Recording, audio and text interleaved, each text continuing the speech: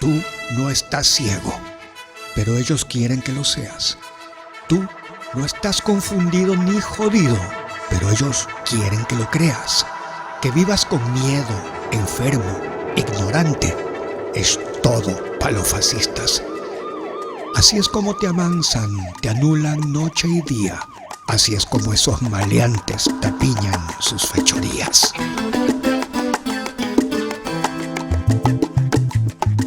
Me matarán en la pelea, me matarán por ser quien soy, grito del pueblo y clase obrera, un enemigo del matón, del fascista y el ladrón. Aviva el seso, pana, aplícate, recuerda, al 15 de noviembre de 1922. Han pasado 100 años de esa matanza en Guayaquil. Parece que fue ayer, mi hermano, la historia vuelve y se vuelve a repetir. Me matarán en la pelea, me matarán por ser quien soy, grito del pueblo y clase obrera.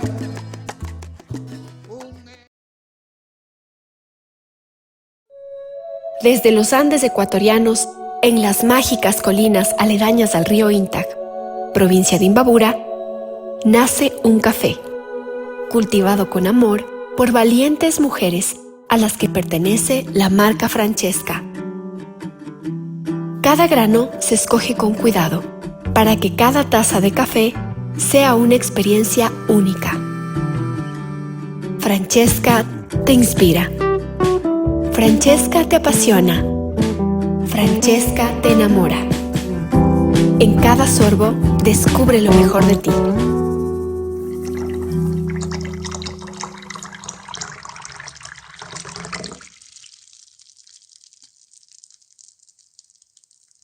Compañeras, compañeros, a esta nueva emisión de Hilando Fino. En esta ocasión tenemos el gusto de contar con la presencia de una joven y brillante abogada, Daniela Gervas, que es además una especialista en Derecho Constitucional, en Derecho Parlamentario, en Derecho Administrativo, con la que vamos a discutir, vamos a hacer un análisis a profundidad de las preguntas de la consulta. Muchísimas gracias, Daniela, por aceptar la invitación. Bienvenida.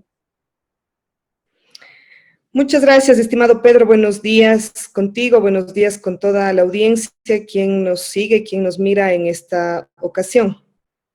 Bueno, mira, cuéntanos un poco, en términos generales, antes de entrar a un análisis pregunta por pregunta, ¿cuál crees que es el propósito del gobierno al lanzar esta consulta popular? Verdaderamente se nota que hay un esfuerzo por enmendar problemas, por resolver dificultades, por superar, no sé, pues algún laberinto legal, constitucional, ¿o es un manejo básicamente politiquero?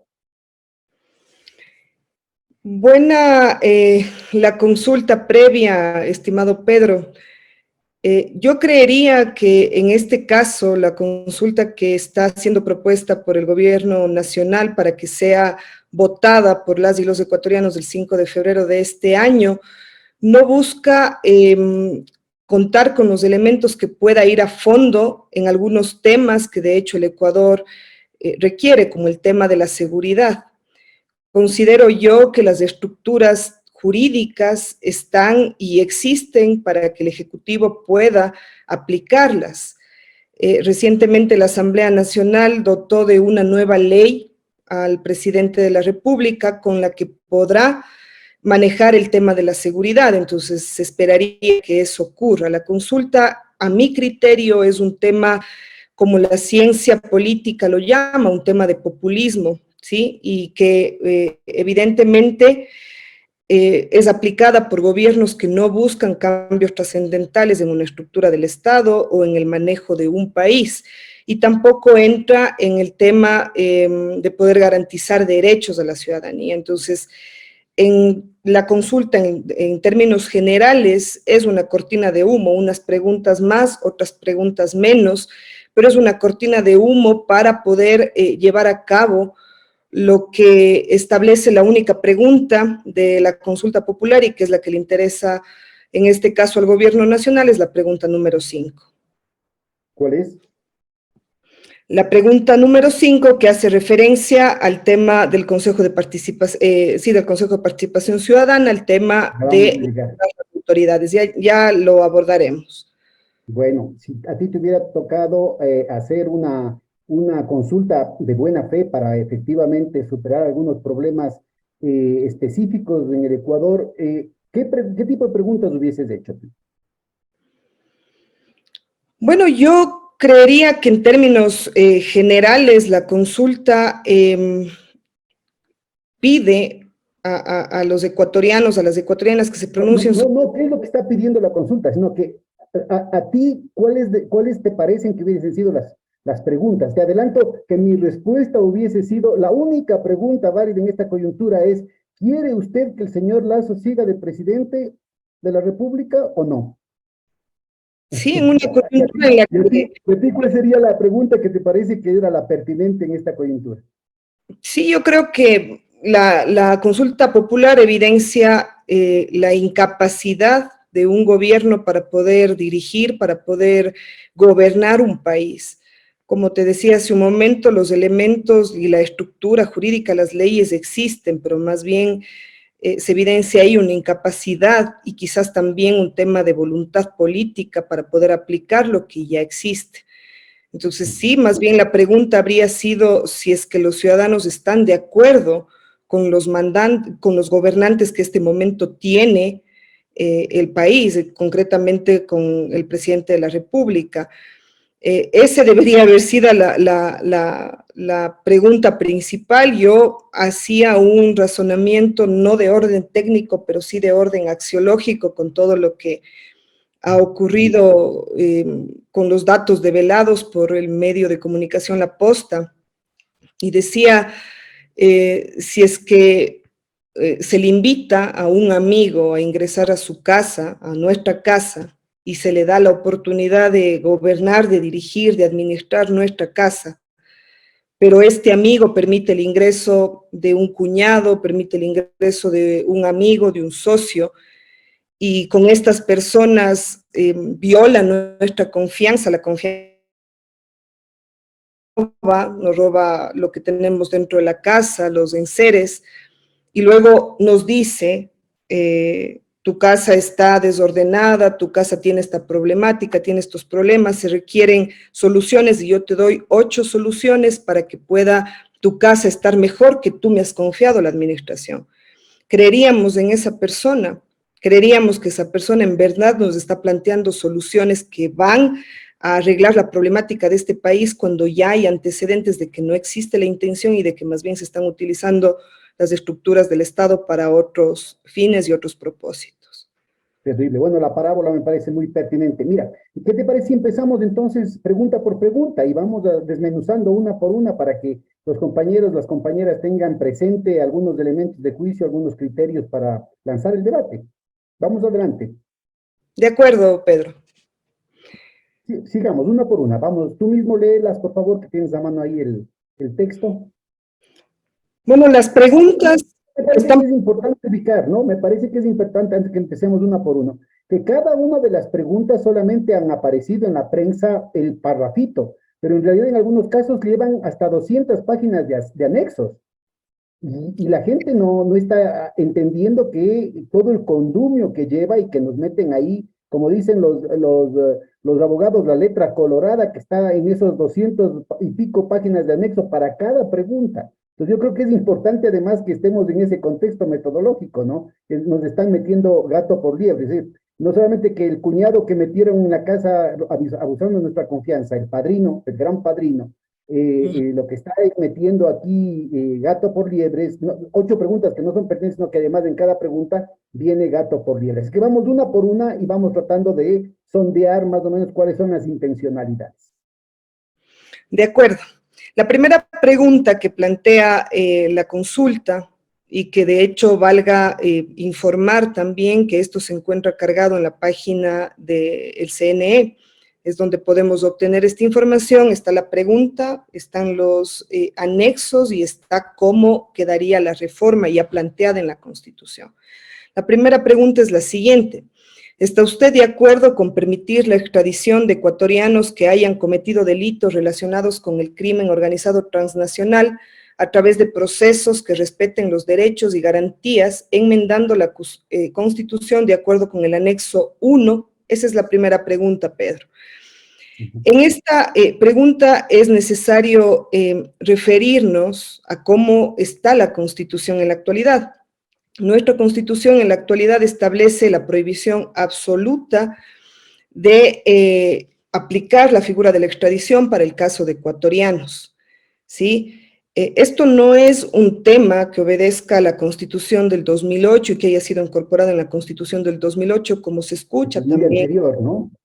Sí, La tradición jurídica, además, en toda América Latina, la soberanía, el cuidado a los ciudadanos nacionales, ¿no?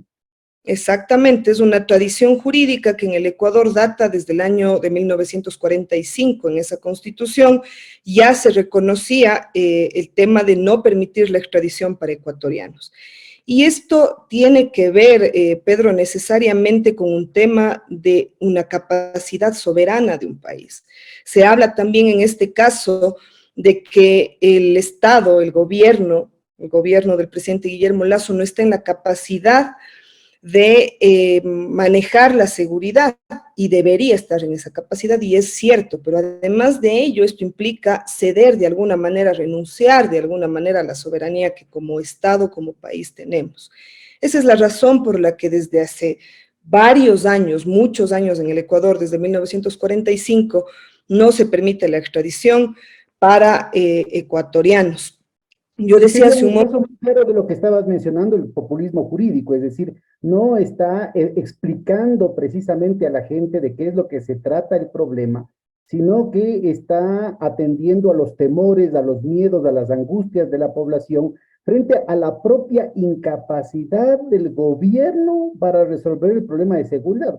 Acordémonos que hace solo 4 o 5 años la tasa de homicidios de aquí en el Ecuador es la 4ª parte de la que es ahora, que no teníamos los casos de tan escabrosos y de despliegues de crueldad que se dan en los asesinatos, en las crisis carcelarias, que no tenemos los niveles de violencia en las distintas ciudades del país, que no tenemos estos niveles de angustia. Es decir, es el propio gobierno y su antecesor, que era el mismo grupo en el poder con Lenin Moreno, que van generando este ambiente de incertidumbre, de inseguridad, de angustia. Y como una respuesta a esa angustia, hacer una alternativa mágica, ahí está el populismo jurídico, porque en realidad esta situación de la no extradición era una tradición de soberanía de los países de América Latina para proteger los derechos humanos de los ciudadanos. Con esto, ¿no es cierto?, esta solución mágica en realidad lo que está dejando es expuesta toda la situación de la violación de los derechos humanos de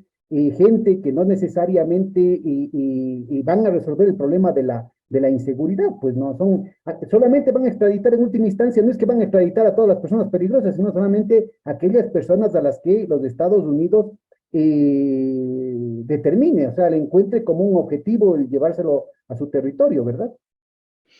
Sí, exactamente. Esto es una parte elemental de lo que se conoce en la doctrina como populismo penal, y es el plantear figuras de orden penal. En este caso está vinculado evidentemente a delitos, a 4 delitos que establece el anexo, que los voy a decir más adelante, y que busca únicamente una solución que genera una especie de cortina de humo, es decir, no ataca las estructuras del problema, no ataca al fondo, a la raíz del problema.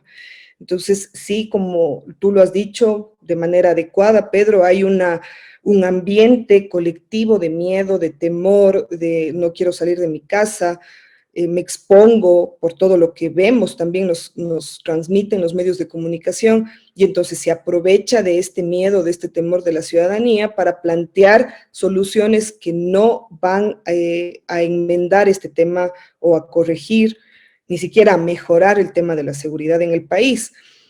Tú decías igual algo sumamente importante, ¿no? Hay que entender desde la ciudadanía qué es la extradición y cómo se aplica la extradición también. La extradición es una figura del derecho internacional que tiene que ver con el tema de la cooperación internacional. Y esta cooperación internacional, evidentemente, busca que haya esta facilidad de los estados para poder requerir a una persona. Yo he escuchado a varios voceros del gobierno nacional que hablan de una expulsión de extranjeros, y esto realmente es, primero, que es falso, y en segundo lugar que es incorrecto a nivel jurídico y a nivel técnico.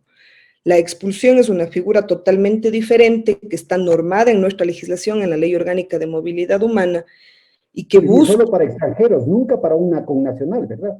Exactamente, es una ley, es un artículo que habla de las personas extranjeras que han ingresado al Ecuador, han cometido un delito, tienen ya una sentencia superior a 5 años, de privación de libertad superior a 5 años, y que al momento en que cumplen esa sentencia, el juez dispone su expulsión, y tiene una consecuencia jurídica también ahí, que es, se le impide a ese extranjero ingresar al Ecuador por un tiempo determinado, es por 10 años. Al utilizar este término de expulsión, el gobierno central, el gobierno nacional, lo que está buscando es crear en el imaginario de la gente lo que tú decías, Pedro, que se va a llamar un avión, se va a buscar un vuelo y se les va a montar en ese vuelo a todos los narcotraficantes, a todos los que están en el crimen organizado, a todas estas bandas de choneros y otras bandas, y que el Ecuador, por arte de magia, se va a deshacer de todas estas personas y por lo tanto de toda la inseguridad y la peligrosidad que vivimos hoy por hoy, producto de un crimen organizado, producto del narcotráfico. Esto no es así, no es la manera como funciona esta figura de la extradición. Existen instrumentos internacionales, en este caso la Convención Interamericana sobre Extradición, que regula las reglas del juego de cómo debe darse una extradición. Uno de los principales elementos de los que hablan... Disculpa, antes de entrar ya a los detalles técnicos, para ir en orden, ¿no? Primero, esta solución mágica, no solamente que no existe, sino que en aquellos países que sí han aplicado la extradición, por ejemplo Colombia, el ejemplo más clarito es Colombia, en la que se han olvidado de toda la cuestión de los derechos humanos, de la soberanía nacional, durante todos los gobiernos cuasi fascistas anteriores, ahora tienen un respiro con Petro. Pero durante todo este tiempo estuvieron precisamente alineados con la dictadura norteamericana de la supuesta guerra en contra de las drogas. Lo mismo pasaba en México antes del alivio que han tenido con López Obrador. Y en ninguno de los dos casos se ha resuelto el problema del crimen organizado, en ninguno de los dos casos se ha resuelto el problema del tráfico de drogas, en ninguno de los dos casos se ha resuelto el problema de la violencia en esos países. Y al contrario, esa guerra en contra de las drogas lo que se ha convertido es una gran coartada, una gran mojigatería para disfrazar y para legitimar una guerra en contra de la población, en contra de los movimientos sociales y de enriquecimiento de los propios funcionarios públicos, de los propios narcotraficantes, que más bien se han coaligado, ¿no? Resulta ser, por ejemplo, que ahorita mismo, a pesar de que los grandes medios de comunicación no están hablando de esto, el gran capo, el gran zar de la seguridad de México, tanto en el gobierno panista de Fox como en el gobierno panista de Calderón, y luego más a nivel privado durante el gobierno del PRI de Peña Nieto, y era la mamá de Tarzán en el tema de la lucha en contra de las drogas, era la contraparte de la DEA, que es la Organización de los Estados Unidos para combatir supuestamente las drogas en el resto del mundo, en la guerra en contra de las drogas. Y resulta ser que, como premio al buen comportamiento de este señor, le dieron la ciudadanía norteamericana, y una vez estando en los Estados Unidos descubren que era tan crápula que no podían seguirle alcahueteando las cosas, y ahora están en juicio. por el tema del narcotráfico, siendo mano derecha de Felipe Calderón, del presidente de la República anterior. Es decir, ubica claramente en los casos de Rápidos y Furiosos, un operativo de la DEA con los gobiernos mexicanos anteriores, en las que salió público, se han hecho películas en las que el gobierno de los Estados Unidos entregaba un armamento mucho más sofisticado a los carteles de las drogas. Oigan bien, el gobierno de los Estados Unidos entregaba un armamento a los cárteles de las drogas mucho más sofisticado que el que tenía el ejército mexicano. O en el caso de Colombia, la contraparte de la DEA en Colombia era la DAS, y hay una cantidad de generales involucrados llevando en sus aviones personales, llevando en los aviones de las Fuerzas Armadas droga. O el caso de Irán Contras, hay también películas y han romantizado ese tema con actores guapísimos como ¿cómo se llama? El Tom Cruise, ¿no es cierto? Que aparece ahí de agente secreto llevando las drogas para los luchadores de la libertad, que era la contra asesina en Nicaragua, ¿no? Y que lo mismo hicieron en el caso de la guerra de Vietnam en los años 60, ¿no? Con el asunto del tráfico de opio y la cuestión más elemental, que es el asunto de que el principal productor de opio hasta el año anterior era Afganistán, después de 21 años de ocupación por parte del ejército norteamericano. Son más bien ahora los talibanes los que están eliminando el cultivo del opio en Afganistán. Entonces, yo creo que es muy importante ubicarnos en ese plano, porque hay una narrativa tremendamente, primero, tremendamente mentirosa, pero segundo, tremendamente nefasta para nuestros países, porque nos embarcan en unas espirales de violencia terribles. Entonces, cuando se plantea esto en el contexto de una serie de acciones que ha hecho el presidente Lasso, cuando se plantea este tema de la extradición en el contexto de una serie de contactos que ha hecho el presidente Lasso a nivel internacional, con Estados Unidos, con Israel, con sectores inclusive paramilitares en Colombia, ¿no es cierto? Se plantea claramente el riesgo de que el Ecuador entre muy rápidamente en un proceso que en Colombia, en México tomaron décadas. Aquí tendríamos en olla de presión meternos, pero por un túnel, a una espiral de violencia, a una espiral que superaría con creces lo que estamos viendo ahorita. Entonces, el tema de la extradición se convertiría más bien en una especie de, ¿cómo te digo?, de pretexto para, en lugar de resolver el problema de la violencia, para escalarlo de una manera brutal. Sí. Sí, y adicionalmente a eso, Pedro, hay que considerar también el tema numérico, ¿no? El tema de los números. Tú mencionabas a Colombia, porque evidentemente es un país que hace muchos años atrás ya tiene dentro de su legislación contemplado el tema de la extradición, y además ha tenido ya la experiencia muchos años antes que nosotros. Y habría que ver cómo ha funcionado en el tema numérico en Colombia. Yo revisaba los datos y en 35 años de vida, digamos, de esta figura de la extradición, se habrían extraditado a 2.000 personas. Entonces, es un número sumamente bajo como para pretender crear en el imaginario de la gente, usando estos distractores, de que esto va a solucionar el tema de la seguridad. Hay que estar conscientes. Y eso de ninguna manera ha permitido acabar con el sicariato en Colombia, con el tráfico de drogas y con el funcionamiento del narcoestado, inclusive, ¿no? Por supuesto, es que eso es un mecanismo que no está diseñado para eso. No está diseñado el mecanismo de la extradición para que pueda acabar con el crimen organizado, o el ejemplo que yo ponía de que una vez que se apruebe esta consulta, como pretende o como quisiera el gobierno, al siguiente día se van a llenar 2, 3 aviones y nos vamos a deshacer de todas las personas que están dedicadas al crimen organizado. No funciona así, no es así. Esta figura no está diseñada para eso. Es un mecanismo, como lo decía Pedro, de cooperación internacional, pero que viendo los ejemplos de países como Colombia, nos damos cuenta de que ya ejecutar como tal la extradición no es primero un proceso sencillo, y luego, por tener que cumplir ciertos parámetros, ciertas formas, el numérico de personas que son extraditadas es sumamente bajo.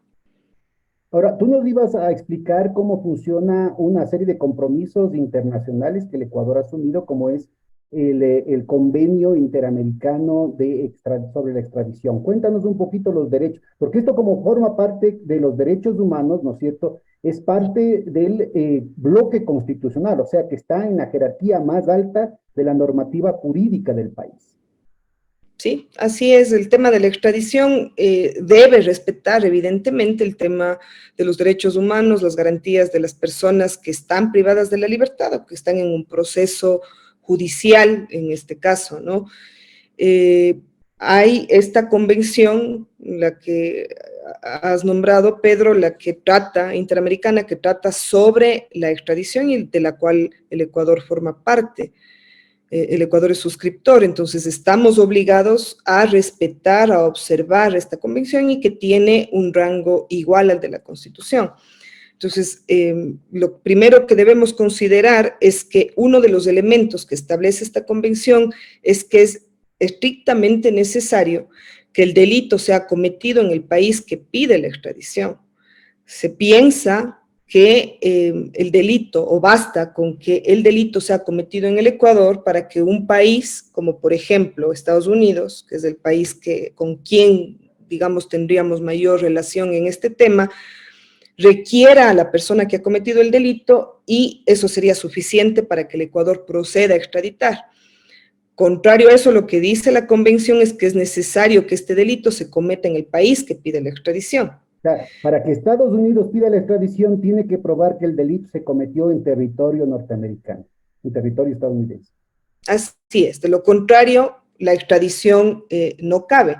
La misma convención establece que se podría dar esta extradición siempre y cuando se verifique un tema de jurisdicción.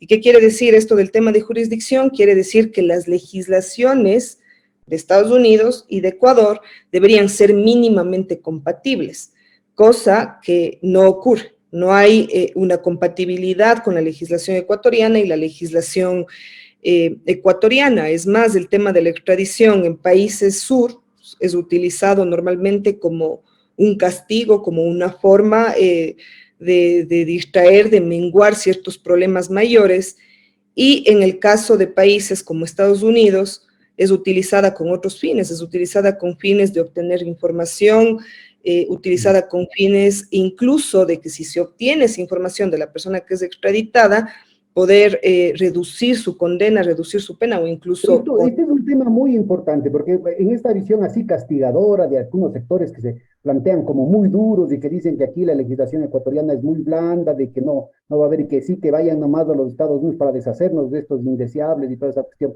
Tendríamos que hacer acuerdo de la cantidad de veces y que se ve además en las películas y que lo legitiman muy bien, que una vez que pasan estos presuntos delincuentes a manos de los Estados Unidos, puede ser que los Estados Unidos les den la libertad, pues. Simplemente Exactamente. porque hay una colaboración externa. Recordemos el caso de Odebrecht, ¿no?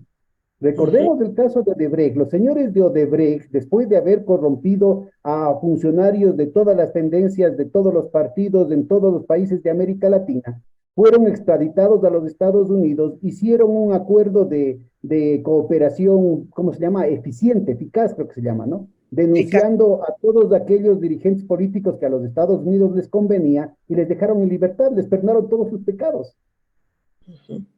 Así es. Eso es. Lo que hacen es premiarlos, ¿no?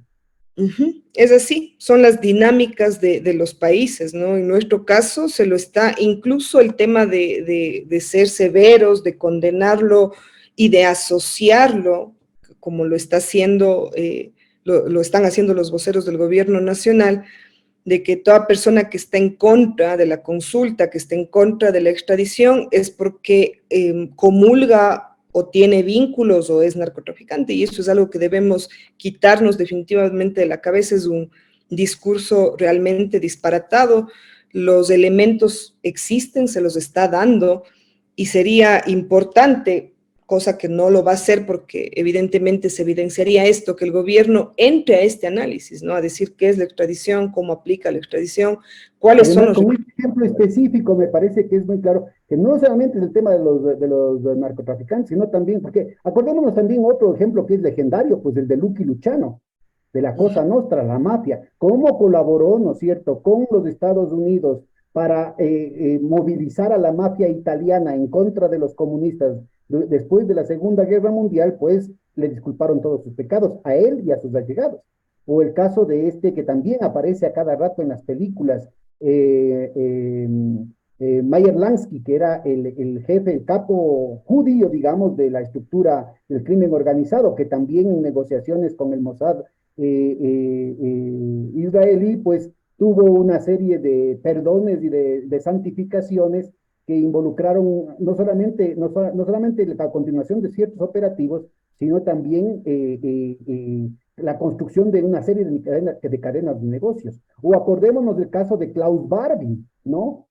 Un nazi que no, y que ya para que decir, bueno, no importa, aunque sea que maten comunistas. Pero acordemos que Klaus Barbie no mataba solamente comunistas, mataba también a liberales, aliados de los Estados Unidos en la Francia ocupada, y que fue perdonado por los Estados Unidos y fue traído acá a América del Sur para operar en toda América del Sur en los operativos de contrainsurgencia. Entonces, no solamente que era una cuestión de que no iban a ser castigados, de que no iba a pararse con el crimen organizado, sino que al contrario podía ser potenciado de acuerdo a los intereses de los propios Estados Unidos.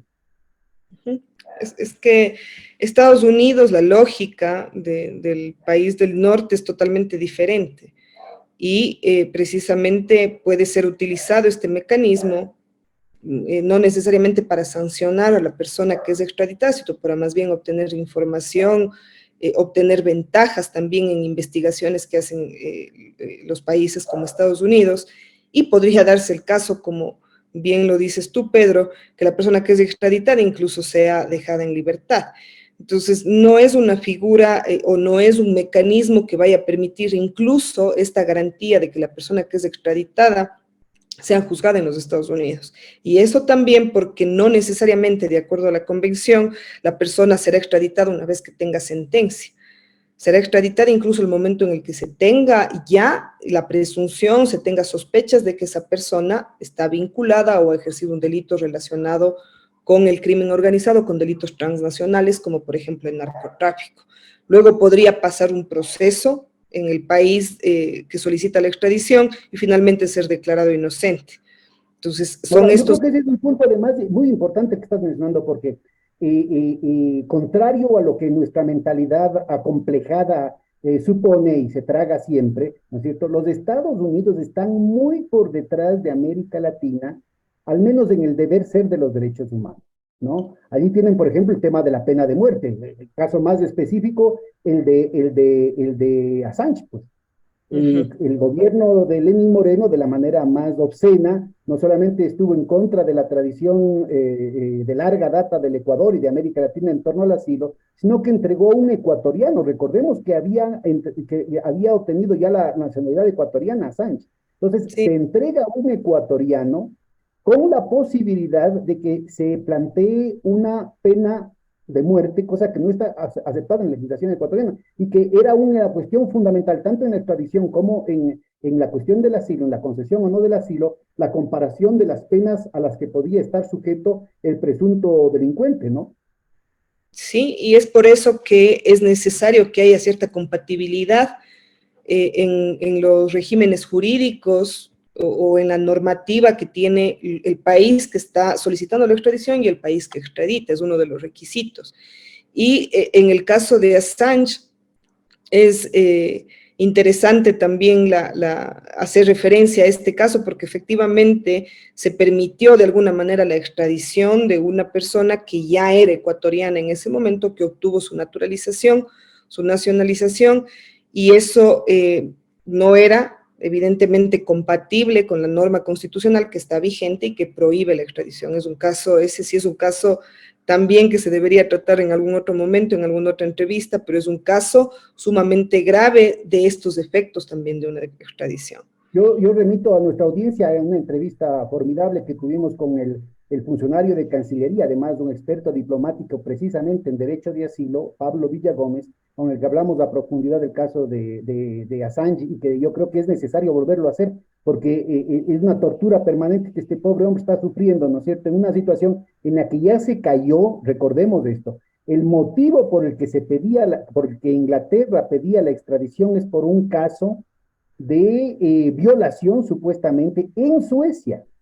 que además tuvo vergonzosamente el apoyo de redes feministas en todas partes del mundo, obviamente no todas, ¿no? Hay excepciones muy importantes, que sobre una cuestión absolutamente terrible, ¿no es cierto? Que decía, no fue violación, sino que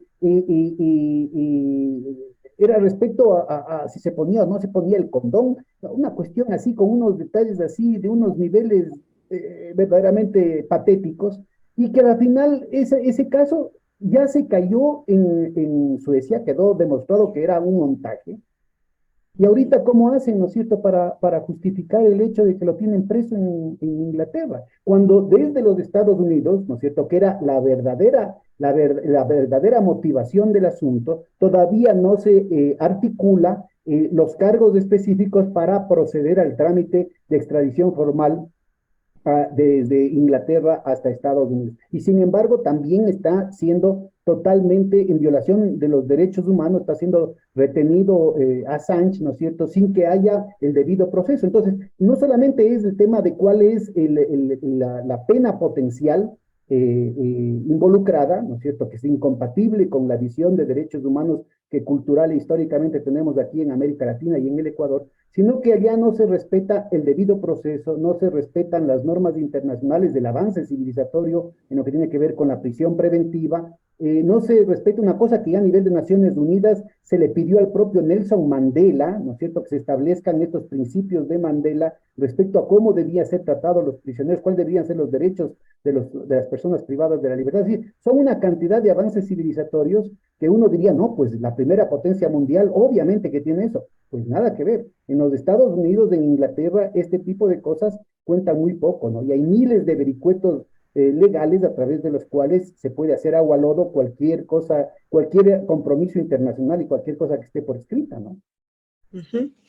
Sí, y eso tiene que ver también con uno de los elementos de la extradición que hacen que tal cual está planteada la pregunta y tal cual se avisora que podría ser una eventual solución al tema de la seguridad, le pone el freno a esta pretensión del gobierno, ¿no?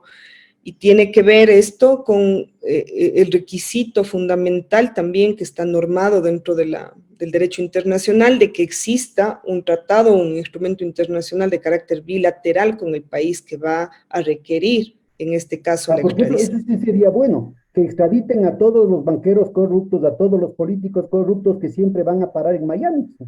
Por ese Claro, lado sería bueno, aunque no haya la consulta, sería bueno que haya un tratado de extradición, porque los de Estados Unidos siempre alcahuetean a los ladrones, a los corruptos, a todo este tipo de personajes, ¿no es cierto?, que tanto daño han hecho al país. Yo creo que sería interesante que eso pase, ¿no? sí, y mira que existe también la normativa internacional que habla sobre la extradición en casos de corrupción. Obviamente esto no se incluye dentro de las preguntas o dentro del anexo de la pregunta número 1 de la consulta. Los Pero que de todas delitos. maneras podía haberse utilizado ya, es decir, ese es un instrumento vigente y que los Estados Unidos simplemente no ha cumplido. Sí, exactamente. Y en esta convención también está este instrumento internacional que habla acerca de la extradición por delitos de corrupción, establece incluso que ni siquiera es necesario que exista un tratado o un instrumento bilateral entre los países en este tipo de delitos. Es decir, si es que en este caso se hubiese incluido en la pregunta número 1, en el anexo, a los delitos relacionados a temas de corrupción, se hubiese podido aplicar mucho más fácilmente que con los delitos que se está planteando en el anexo y que los voy a decir en un momento más. A ver, Entonces, este tema de no haber incluido también a delitos que tienen que ver con la corrupción tiene también un trasfondo, ¿no? Un trasfondo de que no pueda cumplirse de alguna manera un instrumento internacional que permita la extradición en el caso de los delitos que versen sobre temas de corrupción sin con que lo cual medio se ve, de con un lo cual se instrumento. ve clarito, ¿no es cierto?, que solo los que tienen padrinos se bautizan. O sea, sabían clarito qué es lo que se venía encima, ¿no? Sí, Están exactamente. protegiendo en adelanto. Exactamente, hubiese sido más bien interesante y le hubiesen vuelto ahí sí a la pregunta, una pregunta interesante por la cual se hubiese analizado y meditado al menos la posibilidad de darle un sí, si es que se hubiese incorporado a este tipo de delitos, delitos de corrupción, pero Pero no, no lo hacen acá. no Se está. blindan, ¿cierto?, para tener una puerta de escape. Exactamente. Entonces, lo que dice prácticamente el anexo, para que se conozca también quienes nos escuchan, la ciudadanía, cuáles son los delitos que en este caso se incluirían dentro de la extradición, son los delitos que tengan que ver con el crimen organizado transnacional, como el narcotráfico, el tráfico de armas, la trata de personas y el tráfico de migrantes. Es decir, solamente aquellos delitos que tengan incidencia transnacional, es decir, que afecten no solamente al Ecuador, sino que afecten a varios países del mundo, ¿no?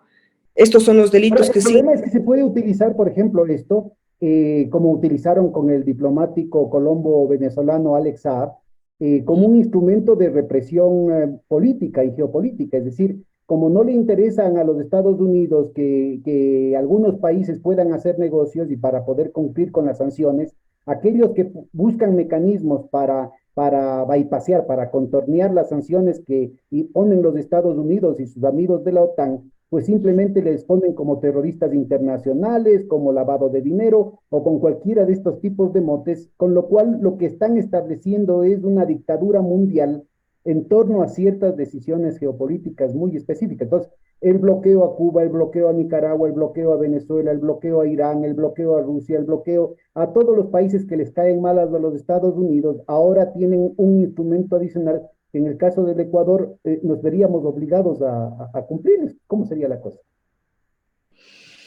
Claro, a ver, si es que a nosotros como país que estaría incluyendo dentro de su legislación el tema de la extradición y se nos requiere desde, hablemos, pongámosle como ejemplo Estados Unidos, que es con el país con el que habría mayor relación en este tema, es necesario que se cumplan estos elementos. Primero es necesario que tenga que ver o que versen sobre los delitos de los que establece el anexo y que se incluiría en la reforma Sí, pero lo que me constitucional. parece, yo creo que es muy importante lo que leías hace un ratito, es decir, hacen específicamente a estos elementos que ahora están tan de moda, por ejemplo, para ponerlo de manera muy práctica, ¿no? Los empresarios que venden los exportadores de flores, que están cubriendo ahorita por las sanciones, ¿no es cierto? Están cubriendo sus exportaciones hacia Rusia a través de ventas a terceros, a través de pagos no directamente por la banca formal, ¿no es cierto? Han sido empujados al mercado negro.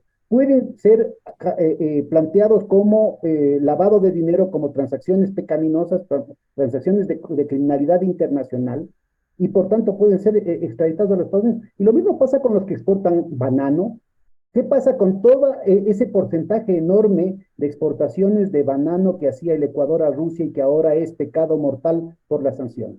Y los exportadores de camarón, y los exportadores de brócoli, y los importadores de urea, todos ellos tienen que pagar, ¿no es cierto?, por vías no santas.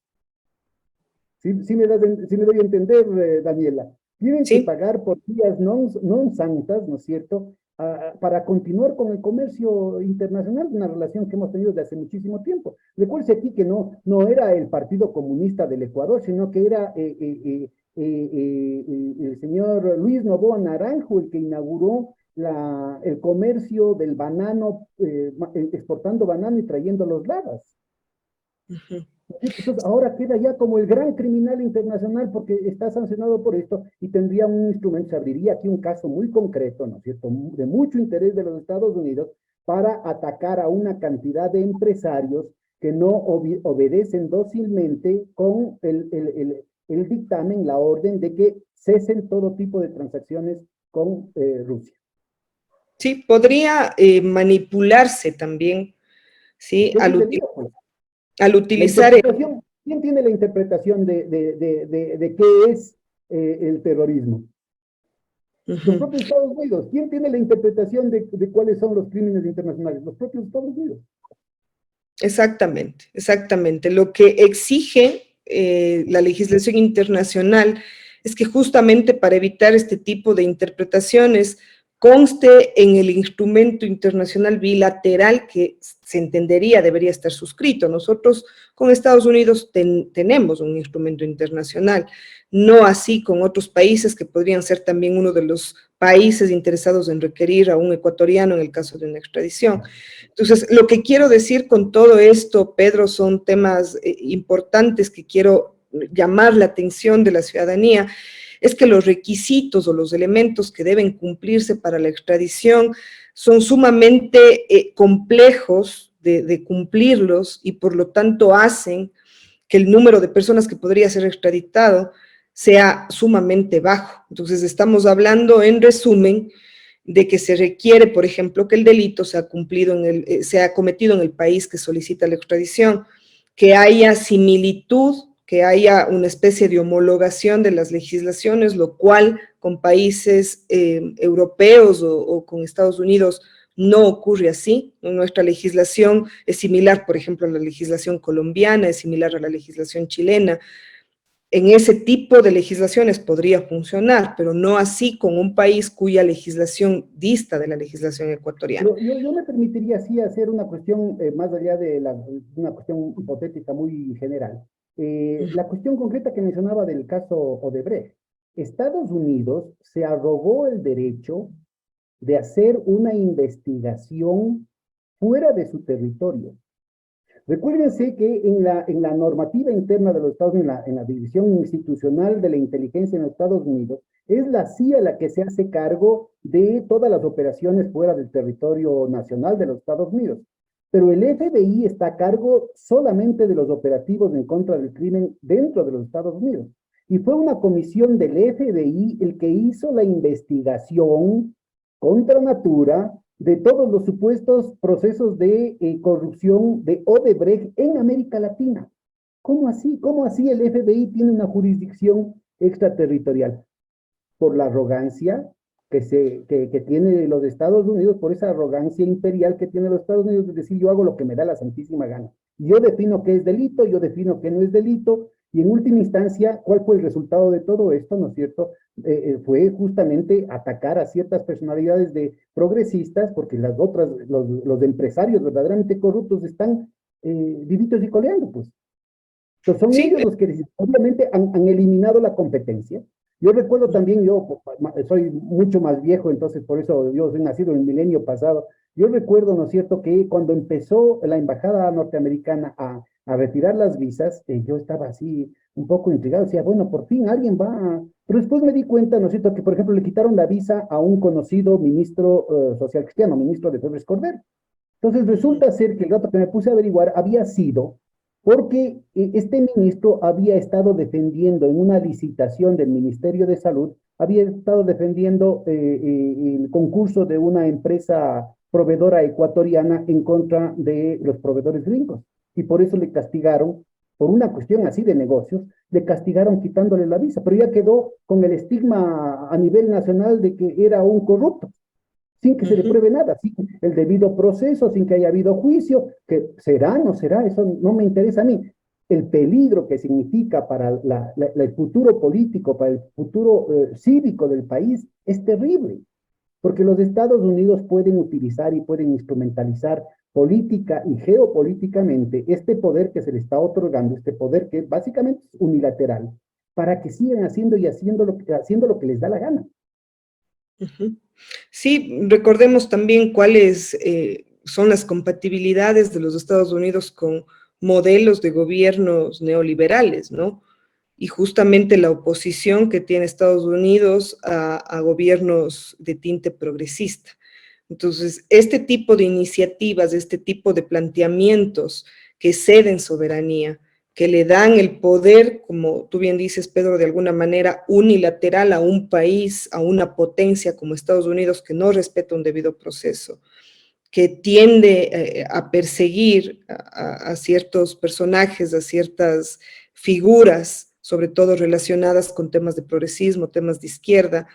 Entonces, es evidentemente Lo que también estoy dando la referencia, que no son ni siquiera de izquierda, son simplemente empresas que compiten con ellos y que les estorban. Acuérdense, ¿no es cierto?, el libro de John Perkins, El sicario económico, de cómo ellos primero venían para hacer que se contraten empresas norteamericanas y contraten créditos norteamericanos, primero venían con el chantaje y si es que no podían con la plata, pues venían con el plomo. Entonces decían, háganse nomás a un ladito y venían los chacales, decía él. Y así es como desaparecieron muy convenientemente el presidente Roldós, el presidente Torrijos, el general Hoyos en el Perú y así otros políticos. Entonces, no necesariamente es un tema de izquierda o derecha, ¿no? Aquí pueden terminar siendo empresarios incómodos, ¿no es cierto?, los que desaparezcan o los que se los quita de medio, o que simplemente se los amenaza para que no estorben, y de esta manera, ¿no es cierto?, se están creando nuevos instrumentos con los cuales se va reduciendo la capacidad de que en nuestros países pueda decidirse soberanamente el destino, ¿no? ¿sí? Pero no podemos dejar de ver y de considerar, porque así es, que evidentemente este tipo de iniciativas y este tipo de prácticas, como querer aplicar la figura de la extradición a nacionales, que además no va a solucionar el problema de la inseguridad en el país, comulga con gobiernos de tinte neoliberal.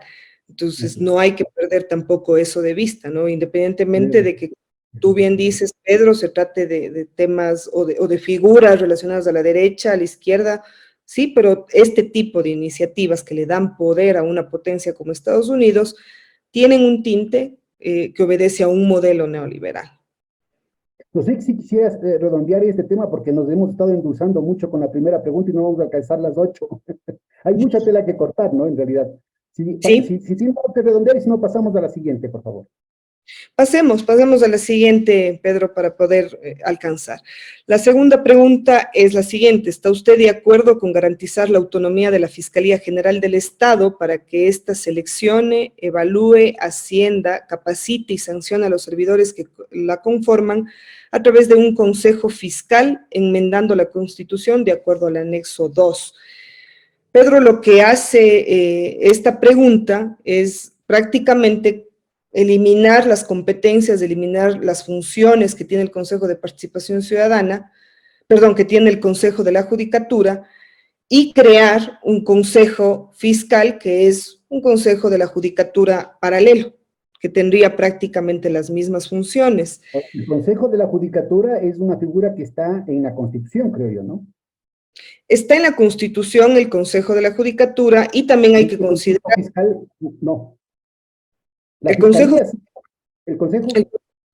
El Consejo Fiscal es una figura que está planteando justamente la reforma y que estaría integrado por 7 miembros, ¿sí? Es un órgano colegiado integrado por 7 miembros que sería nombrado por la o el fiscal general del Estado. Y es ahí donde se encuentra la problemática o donde está el problema, ¿no? Porque se le estaría dando facultades amplias y un exceso de poder, en este caso a la fiscal general del Estado o a quien ejerza ese cargo, para que nombre a 7 personas, a 7 personeros que conformaran este consejo. A su conveniencia total, ¿no? A su conveniencia total. Entonces rompe obviamente con esta lógica de la independencia, con esta lógica de la imparcialidad, porque de los balances y chequeos, que es un criterio tan importante en los arquitectos, que se llama Montesquieu, en los teóricos del derecho constitucional, ¿no? Sí, exactamente. O sea, rompe con el equilibrio justo, con el equilibrio necesario para que pueda existir esta independencia de funciones, pero también para que funcione la democracia, porque la democracia funciona a través del cruce de fiscalización o de control que ejercen las distintas funciones. Por ejemplo, la Asamblea Nacional fiscaliza al Ejecutivo o fiscaliza las otras funciones del Estado, y lo propio ocurriría en este caso, por ejemplo, con el Consejo de la Judicatura, que está en la Constitución y que es quien en este caso controla a los fiscales. Se vende también la idea de que esta pregunta le devolverá la autonomía o le dará la autonomía a la Fiscalía General del Estado, lo cual no es cierto. La Fiscalía General del Estado por Constitución es un órgano autónomo, lo dice la Constitución, es un órgano autónomo, un órgano independiente, pero que el tema de por ejemplo, el régimen sancionatorio funciona a través del Consejo de la Judicatura, que es quien emite la sanción. Y aquí es importante conocer también, Pedro, que la Fiscalía tiene dentro de sus instancias direcciones que se encargan de este régimen disciplinario de los fiscales, que realizan un control a la actuación fiscal y que emiten un informe en el que recomiendan o no recomiendan que se sancione a un fiscal o a una fiscal por una determinada actuación. El elemento esencial y trascendental aquí para poder garantizar la independencia tal cual consta ahora en nuestra legislación es que esto pasa al Consejo de la Judicatura y es el Consejo de la Judicatura quien dirime, quien revisa el informe que ha presentado en este caso la Fiscalía y que establece si es pertinente o no es pertinente la sanción.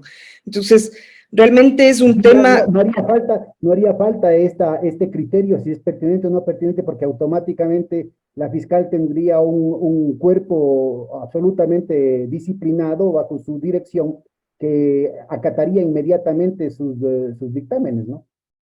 Sí, exactamente. Como está planteada la pregunta, es peligrosa porque, insisto, irrumpe con el tema de la imparcialidad, otorga a una sola autoridad la responsabilidad de nombrar a 7 personeros, a 7 integrantes de un órgano colegiado, y no determina ningún tipo de responsabilidad política para la o el fiscal general del Estado si es que este órgano o estos 7 miembros o uno de sus miembros falla. Y tampoco determina responsabilidades políticas para los miembros de manera colectiva o de manera individual. Entonces, se está generando... En definitiva, pueden hacer lo que les da la santísima gana. En definitiva, pueden hacer lo que consideren que deben hacer, Ahora, mira, pero sí. me parece que es importante porque además de ubicar cuál es el concepto de autonomía, ¿no? Porque ¿de qué autonomía estamos hablando cuando es evidente la forma como le trata el presidente de la República a la fiscal, ¿no? Es decir, inclusive en este caso del padrino, manda una carta, manda 2 cartas seguidas diciendo, porque estoy seguro, ¿no es cierto?, que no va a encontrar nada, ¿no es cierto? ¿No es cierto que no va a encontrar nada?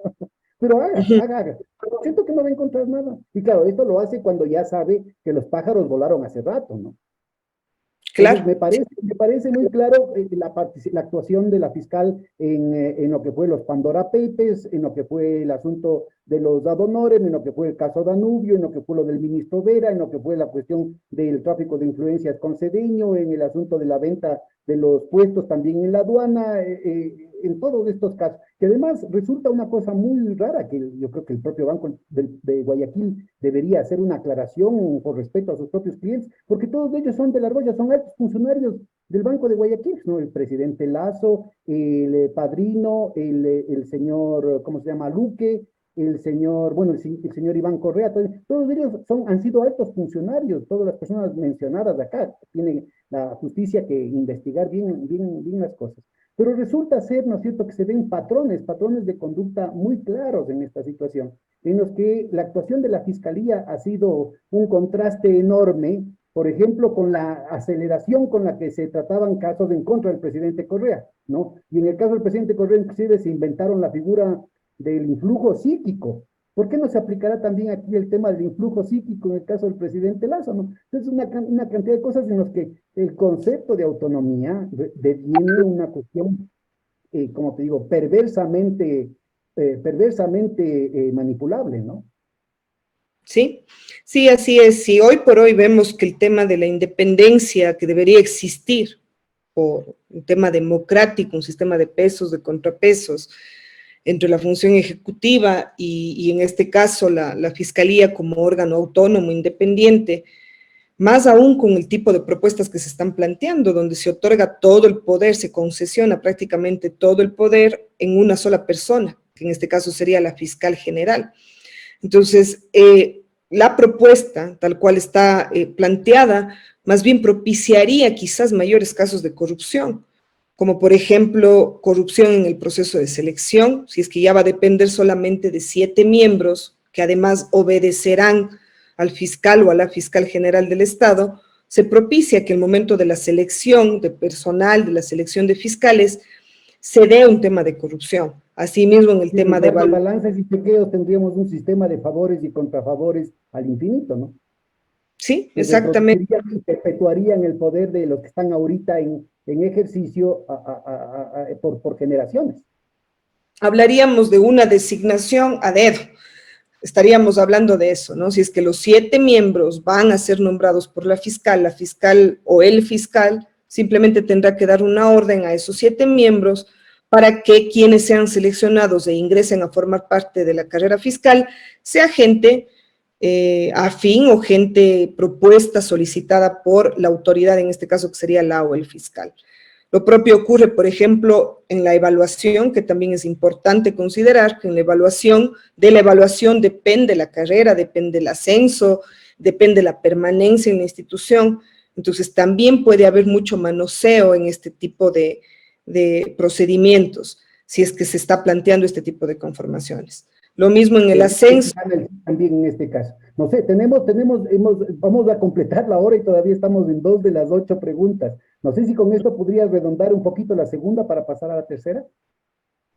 Sí, eso, en la segunda prácticamente es eso, Pedro, ¿no? Se trata de una concentración en una sola persona y esto es sumamente peligroso y además tampoco soluciona el tema, por ejemplo, le ancla, ¿no?, al tema de la seguridad y tampoco soluciona pretendiendo o queriendo evidenciar que con esto se va a solucionar el tema de la seguridad. La tercera pregunta es, ¿está usted de acuerdo con reducir el número de asambleístas y que se los elija de acuerdo a los siguientes criterios? Un asambleísta por provincia, un asambleísta provincial adicional por cada 250,000 habitantes, 2 asambleístas nacionales por cada 1,000,000 de habitantes y un asambleísta por cada 500,000 habitantes que residan en el exterior, enmendando la Constitución de acuerdo al anexo 3. Primero es necesario considerar aquí, Pedro, que la reducción no es significativa. Estamos hablando de que hoy tenemos 137 asambleístas y que la reducción que se plantea es de 120 asambleístas. El número no es lo importante en este caso son los efectos que va a producir esta reducción. Los efectos primordiales es que van a aumentar el número de asambleístas nacionales y van a disminuir el número de asambleístas provinciales, y esto va a afectar concretamente a las provincias pequeñas de nuestro país. Tenemos y provincias... a los migrantes, ¿no? Y a los migrantes también, sí, tenemos provincias como Bolívar, como el Carchi, que hoy por hoy, por ejemplo, Bolívar tiene 3 representantes, 3 asambleístas, y con la propuesta planteada bajará a un representante, a un asambleísta. Entonces, lo que hay de fondo en este tema es que se va a afectar a la representatividad, al derecho que tenemos las y los ecuatorianos, las provincias, de tener a nuestros representantes en un parlamento, de tener a nuestros representantes en un Ahora, pero congreso. aparte de eso, Daniela, y este es un tema que no he oído a los analistas políticos que debían estar en estos temas, es que esto se lo hace sincronizadamente con el fiasco del censo. Se ha hecho, se ha desperdiciado la plata, es un fracaso. Yo conozco de una gran cantidad de zonas, inclusive en áreas urbanas, sectores medios, ni siquiera sectores que van a decir, es que es peligroso, lo que sea, que simplemente no se ha censado, o que se ha censado muy mal. Entonces va a ser un caos, y esto está programado, no solamente porque es un negociado, por primera vez, ¿no es cierto?, se ha contratado y se ha subcontratado a empresas, con lo cual, y las empresas no pagaron a los pobres empadronadores, no les entregaron las tablets y los utensilios necesarios para que hagan su trabajo, se quedaron con la plata, y a la final ese gasto enorme, que son más de 90 millones de dólares, mucho más de lo que ha recibido, por ejemplo, el presupuesto de muchos de los hospitales, por ejemplo. Se ha gastado esa plata y no va a servir para nada. Y más aún, está programado para que sea un caos, porque como no va a haber un dato seguro, van a tener que inventarse procedimientos, algoritmos, modelos matemáticos ad hoc y a conveniencia, con lo cual nos van a poner a todos contra todos. Todas las provincias peleándose contra todo el mundo, porque Guayaquil va a decir que yo tengo más habitantes que Quito, Guayas va a decir que tengo más habitantes que Pichincha, van a decir que no, es que Manabí tiene más habitantes que Santo Domingo, y Cuenca tiene más habitantes que ni sé qué. O sea, todos contra todos, ¿no es cierto? Está programado el caos aquí en el país. Nos van a tener entretenidos mientras se llevan el país al peso. Van a privatizar las eléctricas, van a privatizar las refinerías, van a privatizar los pozos petroleros, van a privatizar CNT, van a privatizar el Banco del Pacífico, van a pagar todos los arbitrajes internacionales. Están pagando, por ejemplo, ahorita mientras estamos entretenidos en el tema del padrino, están negociando el pago a las barracas que además están muy vinculadas al Partido Social Cristiano en la provincia del Guayas desde hace muchísimo tiempo en la provisión de energía termoeléctrica, ¿no es cierto? Y que se acaban de ir llevando el puente. Les están pagando lo que no han producido desde el 2016. El país tiene que pagar a la empresa privada, entonces así como no van a decir que es eficiente la empresa privada, no tienen que producir nada y el país tiene que pagarles todo lo que no han producido y a un precio más de 4 veces más caro de lo que se está produciendo el kilovatio hora en Sopladora, en Coca-Cola Sinclair y todo eso, que es precisamente lo que quieren después privatizar. Entonces, mientras estamos entretenidos en pelearnos unos con otros por este tema de la representación, nos van a dejar sin santo ni limosna. Y eso muy poca gente lo está diciendo. Es un fracaso, ya lastimosamente es irremediable el asunto, eso ya es una cuestión que no se puede cambiar. Ya nadie está, con excepción del Byron Villasís y algunos otros técnicos que están planteando el tema, ¿no es cierto? Nadie se está dando cuenta de las profundas consecuencias políticas que esto va a plantear. Va a haber nuevamente, ¿no es cierto?, después de un proceso muy largo, muy delicado de negociación interna, ¿no es cierto?, están metiendo cizaña para que se creen todo tipo de odios, todo tipo de inquina entre los ecuatorianos, ¿no es cierto?, y a río revuelto, ¿no es cierto?, ganancia de pecadores. Sí, fíjate además, Pedro, que se plantea ya que como resultado del censo de 137 asambleístas subirían aproximadamente 157 asambleístas. Ese es también el tema enganche para esta pregunta. Ni siquiera se reduce, sino que además se tiene que aumentar. Claro, de acuerdo a los resultados del censo se tendría que aumentar, entonces es el argumento enganche también para que esta pregunta sea aprobada, aprovechando además la baja popularidad que tiene la Asamblea Nacional. Entonces la gente por despecho, por impotencia, por odio, por todas las pasiones que se generan en torno a estos temas políticos, seguramente esa es la intención del gobierno de el sí a esta pregunta, pero en realidad lo que pasa, si es que se da el sí a esta pregunta, es que se van a afectar los derechos de representación y proporcionalidad, que además están reconocidos en nuestra Constitución. Entonces es un poco sorprendente también que esta pregunta haya pasado por la Corte Constitucional. ¿No? Qué raro que coincida justo ahorita, ¿cuál es el propósito real de la cosa? Detrás de esto hay gato encerrado, claro. Sí, evidentemente, se aprovecha como, Pedro, esta falta de popularidad de la Asamblea para que la gente vote esta pregunta por un sí, pero también es una pregunta populista, es una pregunta enganche para poder llegar a la pregunta número 5, que es la que ya la vamos a analizar más adelante.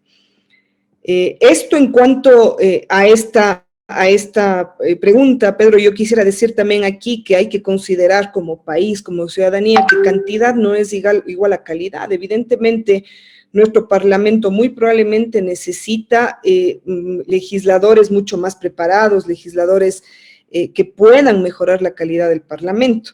Pero el reducir el número de asambleístas no significa garantizar la calidad, que es otro discurso que lo está manejando el gobierno, que están manejando sus voceros para que esta pregunta sea aprobada.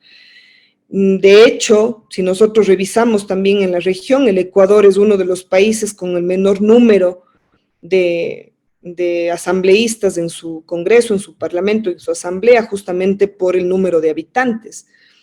Entonces, prácticamente es esto dentro de esta pregunta, ¿no? Afectaría al equilibrio, a la justicia, a la proporcionalidad, a la representación, y es sumamente grave que se quiera restringir este derecho a la representación. Y tú decías también, Pedro, estamos hablando de los migrantes, que en el caso de los migrantes, tal cual está planteada la pregunta, se cambiaría o se pasaría de 6 que se eligen ahora a 1. Y además tiene otro tema trascendental que es necesario que lo veamos y que para que pueda aplicar el tema de los migrantes existe dentro de los anexos una disposición transitoria que le manda al Ministerio de Relaciones Exteriores, es decir, a la Cancillería, a que realice todo un proceso para garantizar que nuestros migrantes en el exterior se registren. Y esto no es novedad, no es algo nuevo, la Ley Orgánica de Movilidad Humana tiene ya el registro de las personas migrantes en el exterior. El problema es que las personas migrantes en el exterior, los ecuatorianos, no se registran obviamente por temor a Porque ser no tienen juzgados. regularizado el tema de la residencia allá, pues, no, la parte legal. Exactamente. Entonces hay este temor de que el momento en Pero el que me registro. es un chiste cruel, ¿no? Porque esto lo hace el gobierno con todo el cinismo, a sabiendas de que ellos mismos han sido los que han provocado un éxodo masivo de ecuatorianos. De acuerdo a las estadísticas, son más de 200.000 ecuatorianos que de manera desgarradora han tenido que dejar a sus familias para no volver en este periodo de este gobierno. Entonces, ellos son los que provocan la migración, ¿no es cierto? Y al mismo tiempo están cortando los derechos de los migrantes. Terrible. Sí, exactamente. Y además, de eso, Pedro, los anexos también ponen una condición sumamente fuerte, ¿no? Que es que para que pueda aplicar la representación o la elección, en este caso, de los migrantes, tiene que existir 500.000 de migrantes registrados. Entonces, para eso le mandan a la Cancillería a que cree o a que busque los mecanismos para que los ecuatorianos se registren, cuando sabemos que eso no funciona así. Un ecuatoriano que esté en el exterior no se registra por temor a ser deportado, porque el momento en el que lo hace va a tener que consignar datos personales como el lugar de residencia, donde vive, su dirección domiciliaria, y eso le pone en riesgo si es que no está regular, que es la gran cantidad de ecuatorianos que no están regulares. Entonces, como tú bien lo dices, Pedro, es un tema cruel, un tema irónico, sabiendo que en este gobierno ha existido un éxodo y ha habido un incremento sumamente fuerte de personas que migran, y es también hasta una manera de golpear a las personas que están de alguna manera sosteniendo la economía con las remesas. Claro, cuando cada vez las remesas están aportando cada vez más al sostenimiento de una balanza de pagos, que al menos en la parte de la balanza comercial privada es totalmente deficitaria, por las importaciones indiscriminadas que se hacen, sobre todo la gente de más pudiente en el país, ¿no? Sí, exactamente. Entonces, es una pregunta que no va tampoco a solucionar el tema estructural, el tema de fondo. El tema de fondo es mirar que nuestro parlamento, que nuestros asambleístas, el momento en el que los elijamos, nos enfoquemos en el tema de calidad, por ejemplo. Hay otros mecanismos que podrían plantearse para esto. Y parte de ello puede ser también la conciencia al momento del voto, una cultura de voto, pero también una responsabilidad de los partidos políticos el momento en el que lanzan su candidato. Entonces, es un tema que nuevamente va por las ramas, no ataca las estructuras, no ataca los problemas de raíz, y es venderle humo a la ciudadanía. Disculpa que te moleste, Daniela, pero se nos va acabando el tiempo. Vamos avanzando a la siguiente. Tenemos que llegar a la quinta, pero de manera, darnos un tipito para analizar con detalles. Perfecto, Pedro. La pregunta 4. ¿Está usted de acuerdo con exigir que los movimientos políticos cuenten con un número de afiliados mínimo equivalente al 1.5 de registro electoral de su jurisdicción y obligarlos a llevar un registro de los miembros auditado periódicamente por el Consejo Nacional Electoral, enmendando la Constitución de acuerdo al anexo 4?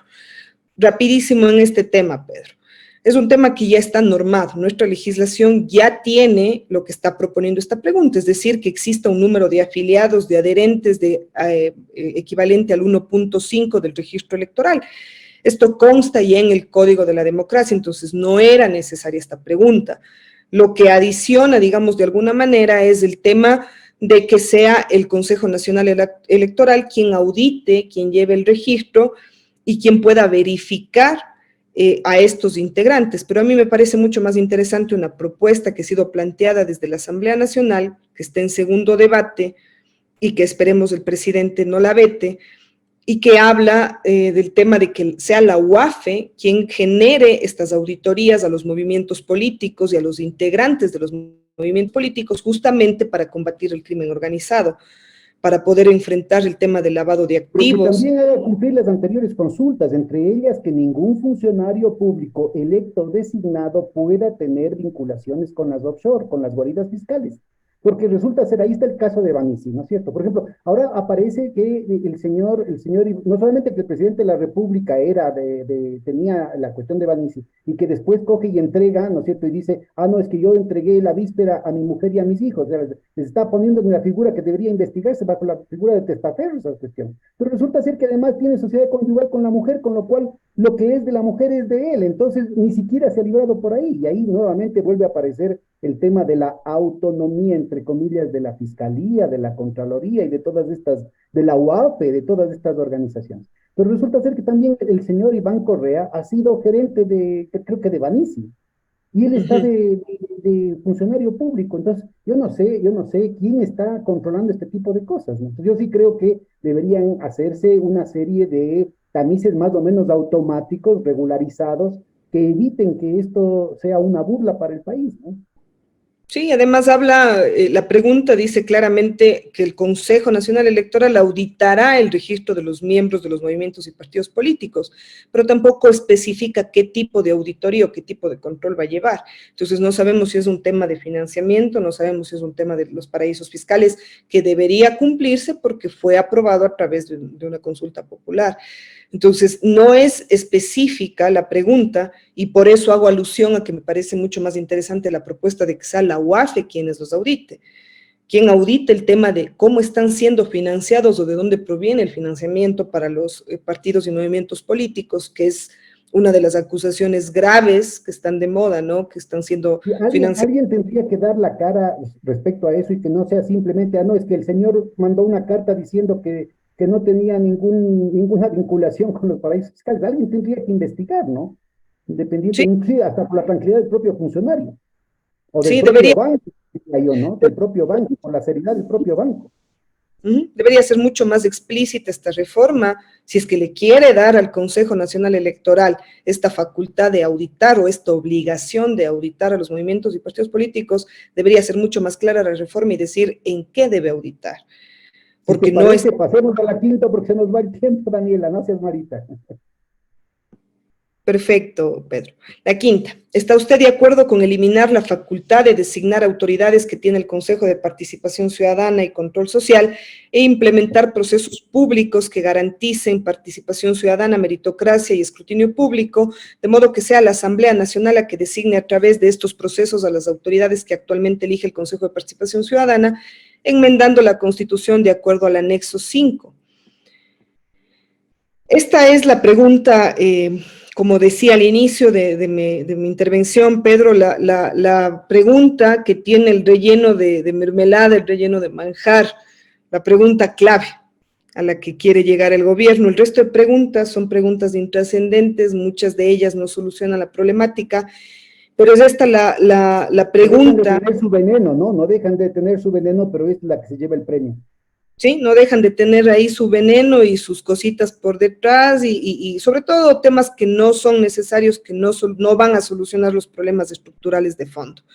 Pero esta es la pregunta que le interesa al gobierno nacional y llama la atención, quiero solamente hacer una alusión a esto, que coincide mucho con la consulta popular también que la hizo en su momento el gobierno de Lenín Moreno y que también buscó preguntas de relleno para poder manipular y poder controlar lo que les interesa controlar, que en este caso son las autoridades nombradas en distintas instituciones de control, como Contraloría General del Estado, Procuraduría, Fiscalía, etcétera, etcétera.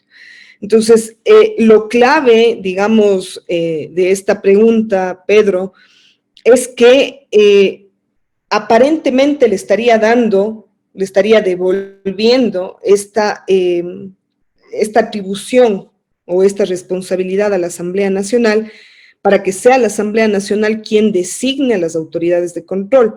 Digo aparentemente porque así es como se pinta, incluso por los voceros, pero en el fondo del asunto no es eso lo que ocurre. En el fondo del asunto es que se crean comisiones técnicas y que serán estas comisiones técnicas las que mediante concursos públicos nombren a las autoridades.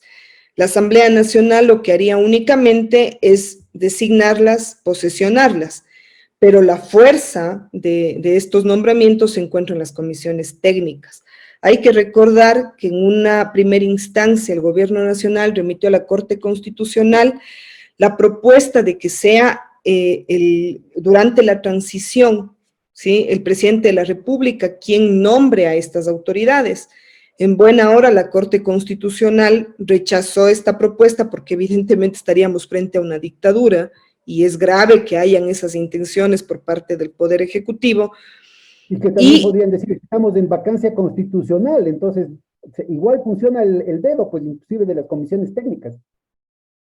Sí, exactamente. Y lo que hizo la época de Trujillo, ¿no? Que ese fue el propósito efectivo, el premio mayor de la consulta de Moreno, apoyada por Lazo, era precisamente el crear una dictadura como la que se dio con Trujillo y que ahora podría ser repetido con esta trampita, ¿no? Exactamente. Lo que hizo la Corte Constitucional en buena hora, pero sin embargo el artículo es la reforma tramposa. Lo que hizo la Corte Constitucional es al menos modular o regular en el sentido de que las autoridades que hoy por hoy estarían en sus cargos se prorrogarían en sus funciones por un tiempo determinado. Este tiempo determinado tiene que ver con los anexos, las disposiciones transitorias, ¿sí?, que sería aproximadamente de 2 años. Pero retornando, Pedro, al tema de las comisiones. Duraría casi todo el periodo de Lazo, pues. Sí, es esa justamente la intención, ¿no? Es esa la intención. Estamos hablando de Contraloría, ¿no es cierto? Es precisamente el subrogante del subrogante del subrogante de quien además rompió la carta en la que se le destituye, es decir, una situación que carece de toda legitimidad por cualquier ángulo que se le vea. Sí, además que vuelvo a traerlo a contexto, ¿no? La Corte Constitucional, en principio el Ejecutivo planteaba que sea el presidente de la República quien durante la transición nombre a estas autoridades. La Corte Constitucional le dice no, entonces modifica el Ejecutivo esta pregunta y genera una opción que también le es válida, por supuesto le es válida, si no, no lo hubiese planteado, y es permitir que las autoridades de válida a él, te refieres al señor Lazo directamente y a su grupo. Exactamente, entonces es una opción que le es válida porque seguramente, si es que no fuese así, no lo hubiese planteado, seguramente las autoridades que hoy se encuentran y a las cuales las prorrogaría por 2 años, obedecen también a al Ejecutivo, entonces se pierde esta imparcialidad. Es justamente una de los elementos trascendentales de esta pregunta, Pedro, pero quiero volver al tema también de las comisiones técnicas, porque dentro de las comisiones técnicas, si bien es cierto, estas están conformadas por las distintas funciones del Estado, que de alguna manera garantizaría una cierta imparcialidad, digamos, estaría presidida también por el presidente de la República, pone ciertos candados para que no haya asimismo, como hablábamos en las otras preguntas, el tema de que sean auditados, de que sean controlados por otra función del Estado, en este caso pone también los mismos candados y no le va a permitir a la Asamblea Nacional que pueda ejercer un control a estas comisiones técnicas. Entonces, lo que ocurre... Vuelve a ser, ¿no es cierto?, el asunto de que son los escogidos del presidente, porque si el Consejo de Participación Ciudadana no puede hacer nada por estos 2 años, los tiene blindados, la Asamblea no puede hacer nada porque los tiene blindados, entonces lo que tendría es una lealtad directa con el presidente de la República, que en último caso se convierte en el hacedor de reyes. Pues. Sí, así es, o sea, si va a tener a las autoridades que finalmente están obedeciendo al Ejecutivo, que rompen con la imparcialidad, con el tema democrático, un sistema democrático de pesos y contrapesos, evidentemente obedecerán a lo que establezca el Ejecutivo, y esto genera un riesgo sumamente fuerte, sumamente grande, porque la Asamblea Nacional, que es quien tiene la autoridad o tiene por competencia, por atribución, la facultad de fiscalizar, en este caso no va a poder pronunciarse. Los anexos dicen algo sumamente fuerte, ¿no? Dicen lo siguiente, que en ningún caso la Asamblea Nacional podrá revisar o modificar la lista remitida por las comisiones técnicas de selección. Es decir, venden la idea de que va a ser la Asamblea Nacional quién seleccione y quién designe, pero en el fondo no es así, porque el momento en el que sea remitida, dice el anexo claramente, que la Asamblea Nacional no podrá ni revisar ni modificar lo que manden las comisiones técnicas. Entonces, jurídicamente le deja a la Asamblea solamente con el tema de posesión, que es lo que ocurre ahora. Entonces, está sustituyendo al Consejo de Participación Ciudadana por estas comisiones técnicas. Nuevamente crea un órgano paralelo. ¿Quién elige esas comisiones técnicas? Las comisiones técnicas estarán conformadas de acuerdo al anexo por las 5 funciones del Estado, presidida por la función ejecutiva. Entonces, eso ya es sumamente riesgoso, ¿no? Que sea la función ejecutiva quien va a presidir esta comisión técnica, ya pone en tela de duda cómo va a llevarse a cabo este tema, porque finalmente el Consejo de Participación Ciudadana es un consejo que está conformado por integrantes que han sido elegidos a través del voto, ¿sí? Son autoridades de elección popular. Entonces, de alguna manera representan a los ciudadanos y se respeta el tema de la democracia, pero en este caso es una comisión técnica que la va a presidir el Ejecutivo, el delegado del Ejecutivo o el presidente de la República. Ya deja mucha duda cómo se van a llevar a cabo las nominaciones o las listas o las ternas que van a remitir esta comisión técnica a la Asamblea Nacional y que además le pone en jaque a la Asamblea o le pone el candado directo. O sea, no hay una manera de interpretar de otra forma el anexo porque lo dice claramente, la Asamblea Nacional no podrá revisar ni modificar la lista remitida por las comisiones técnicas de selección. Entonces, esto en el fondo... No regresa de ninguna manera ese poder a la Asamblea, esa atribución a la Asamblea. No le da ni siquiera la revisión, la potestad de que la Asamblea pueda revisar la lista que se le está remitiendo. La Asamblea tendrá que simplemente obedecer la lista que se le remite y proceder a posicionar a la persona, o claro, a la persona la primera de la lista. Entonces, es sumamente grave porque en el caso de que exista alguna duda, una denuncia de que ha habido ahí un concurso, un tema de una terna, una designación manipulada, amañada, la Asamblea Nacional no podrá entrar a hacer ningún tipo de control o ningún tipo de gestión, sino tendrá que regirse únicamente a posicionar a esa autoridad. Vale. Tenemos unos 10 minutitos para las 3 últimas preguntas, Daniela, por favor. Un solo dato adicional, por favor, si me permites, porque sí quisiera que esto también se sepa, ¿no? Lo que dice también esta pregunta es que la Asamblea Nacional procederá a designar, a posicionar, en este caso, con el voto de la mayoría absoluta de sus miembros, es decir, de la mitad más uno de todos sus integrantes. Pero justamente al tratarse de una votación y bajo estas dinámicas de que no se tienen mayorías en la Asamblea Nacional y se hacen mayorías para algunos temas, para otros temas no, y digamos que de alguna manera es coyuntural, existe el riesgo también de que no se pueda posesionar a la persona porque no se tengan los votos. En este caso, lo que... Las personas que están ahorita a cargo de la Fiscalía, la Procuraduría, la Contraloría, etcétera, van a quedar para el siglo XXIII.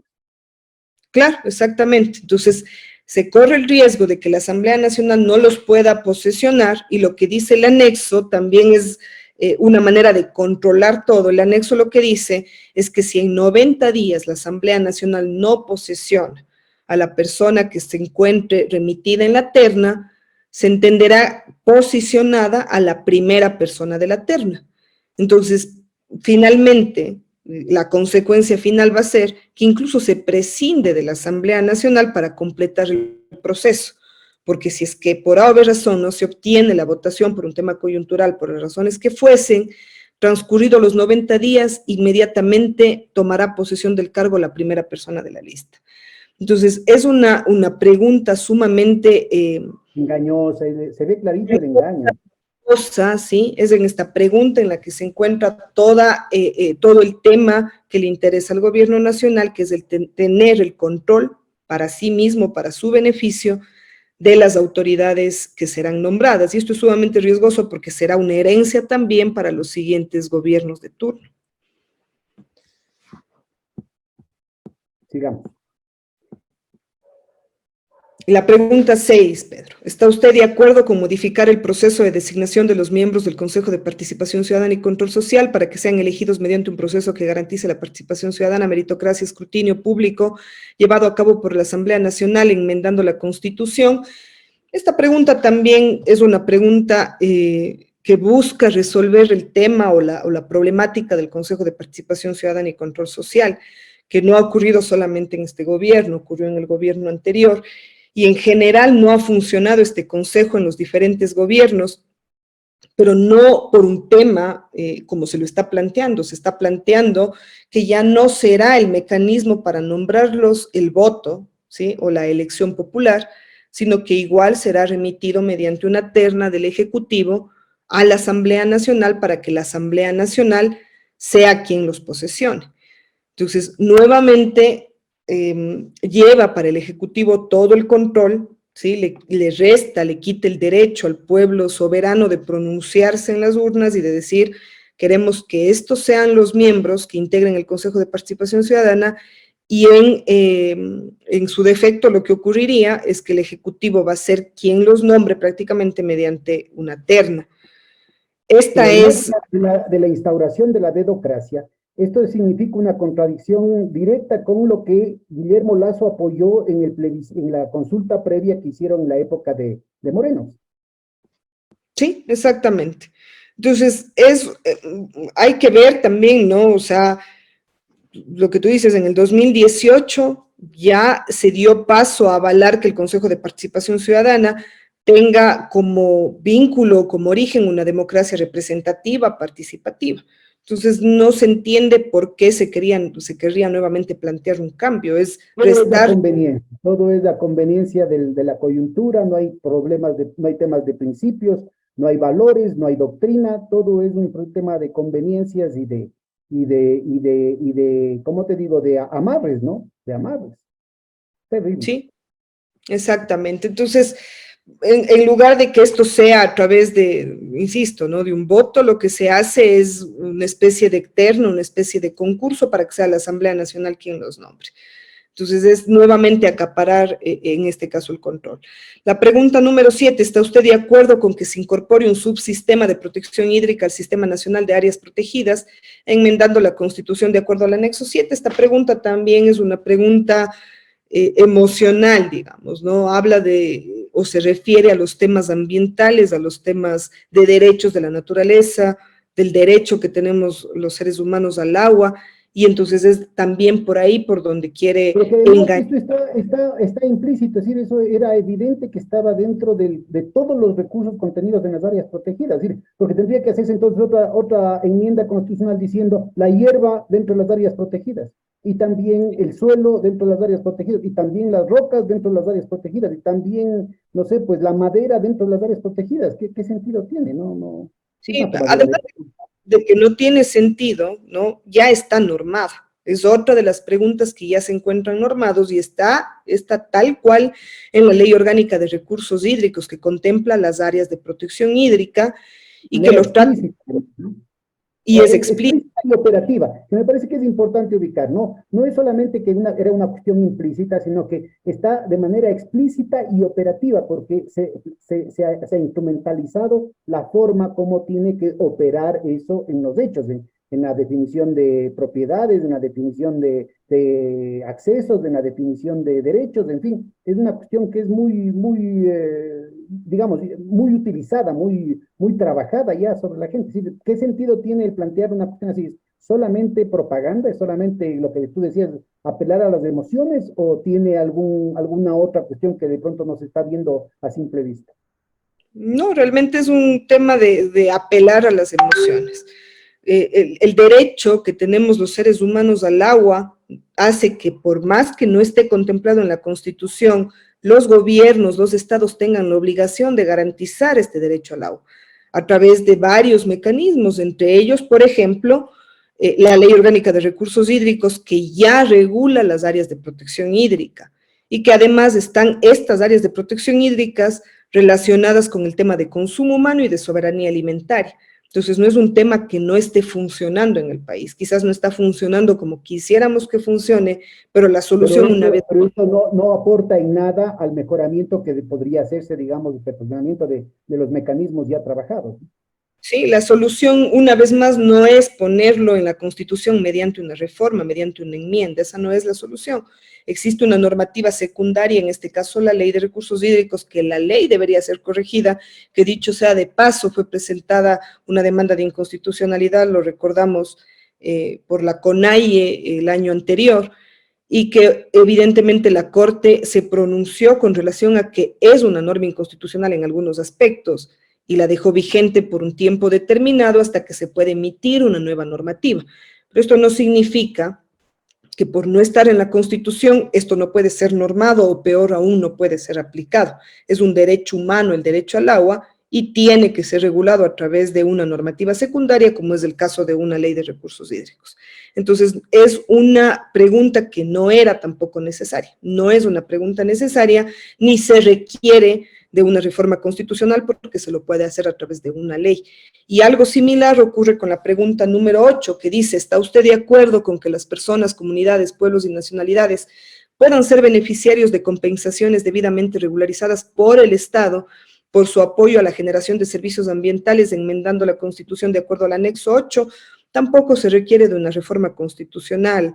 En este caso puede incluso hacerse mediante decreto ejecutivo si es que existiera la voluntad política de poder reconocer a los pueblos, a las comunidades, pueblos indígenas, nacionalidades, este derecho. Y si hubiera habido sinceridad de parte del gobierno de Lazo, hubiera sido un decreto emitido el 24 de mayo del 2021. Sí, si realmente le interesara a los pueblos, las comunidades, las nacionalidades indígenas, mediante un decreto lo hubiese hecho. Está facultado para hacerlo, no se requiere ni siquiera de una ley, peor aún de una enmienda constitucional, para que aplique lo que se propone en esta pregunta, ¿no? Que prácticamente es la generación de una compensación, de un pago por el apoyo en la generación de servicios ambientales. No es un tema que debería estar en la Constitución. La Constitución regula primero derechos y temas de estructura de Estado. Entonces, es una pregunta que también, si podríamos decirlo así, es una pregunta de relleno. Terrible, terrible. Un recorrido muy intenso, Daniela, muchísimas gracias. Tus aportaciones desde las ciencias jurídicas, desde el tema axiológico, distintos aspectos que nos han permitido entender a cabalidad, ¿no es cierto?, cuáles son las diversas dimensiones que están en juego. Y la conclusión, no sé, a mí me queda muy claro, yo que soy un lego en la materia, me queda muy claro que esto es una manipulación política. Hay mucho veneno en cada una de las preguntas, pero el condumio, como tú muy bien mencionas, está en la pregunta 5. Otra vez tener un régimen de excepción que permita al gobierno del banquero Lazo hacer lo que le dé la santísima gana y completar la repartija que ya ha empezado. Las noticias que estamos teniendo no son, pero ni la punta del iceberg de lo que está pasando en el país.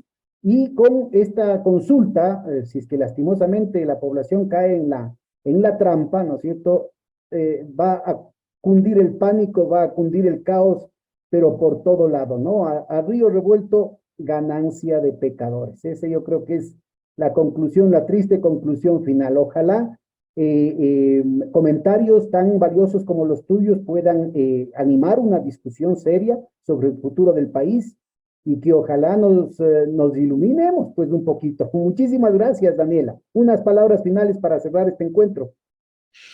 Muchas gracias, Pedro, por la invitación. Yo creo que la conclusión que tú has dado es sumamente acertada. Es una consulta mañosa, una consulta que engaña a la ciudadanía, engaña al pueblo, porque lo que busca en el fondo es justamente tener un régimen de transición que le permita al gobierno terminar su gestión, terminar su periodo en 2 años un poco más, manteniendo a las mismas autoridades que de una u otra manera las tendría ya controladas. Entonces, el resto de preguntas sí tienen una incidencia que también afecta, que no va a solucionar los problemas estructurales de fondo y que más bien como ciudadanía debemos despertar y exigir a nuestros mandantes, exigir al presidente de la República que cumpla con sus obligaciones, como el tema de la seguridad, sin pretextos de una consulta, sin pretextos de que hace falta una ley, Lo que yo pienso que hace falta es la voluntad política para solucionar estos temas, que a nuestros gobernantes, que al presidente...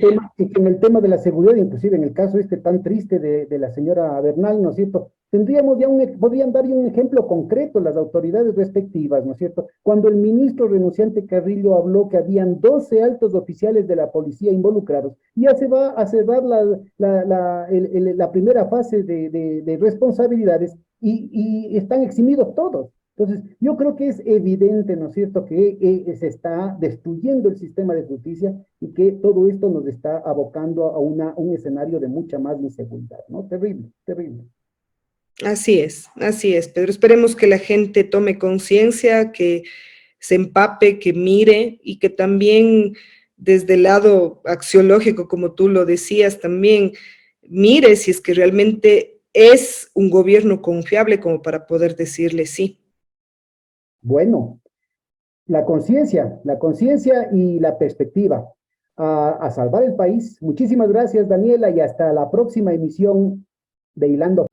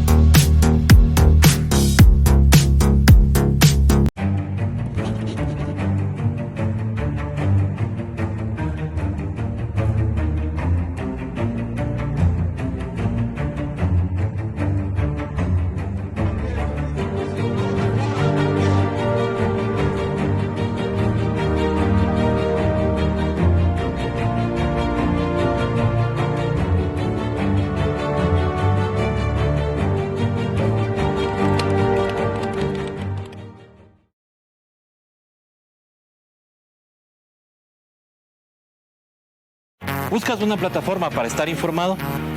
¿Ya te cansaste de los mismos de siempre, de las noticias sesgadas, de los medios tradicionales, de aquellos que mienten? Pues espera, te presento a Hoja de Ruta. Somos una propuesta de comunicación diferente, más comunitaria, más veraz. ¿Quieres conocernos? Quédate aquí. Te prometemos información de calidad, contenido disruptivo, alianzas internacionales, comunicación comunitaria, investigación profunda y lo más importante, tú serás parte de nuestra comunidad. Somos Hoja de Ruta Comunicación.